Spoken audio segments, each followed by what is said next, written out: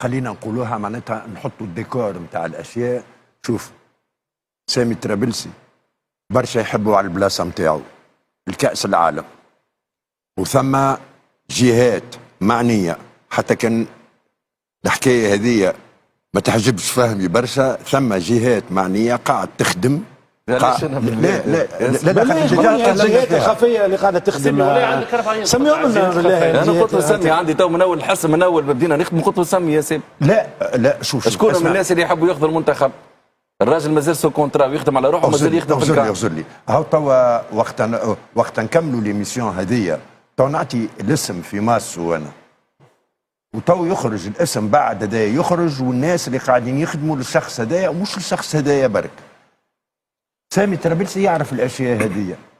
إلي ديستابيليزي، ما حقوش ديستابيليزي، ما حقوش بالكل ديستابيليزي.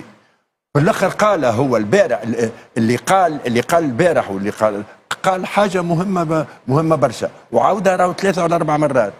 قال لهم راهو انا وقت الجو ما عادش يعجبني ومعناتها واحد وكل راهو نمشي على روحي من غير، قال الصدر ما قالش العجز، من غير ما تقوموا بالاشياء هذه برك. المدرب الكبير وخاصه مدرب وطني الحكايات هذوما يغمض عينيه ويسكر وذنيه عليهم وما يحكيش عليهم بكل، لكن الشيء هذا موجود. سي لو فيل روج، سي لو فيل روج بتاع الكان هذه بالنسبه لسامي الطرابلسي.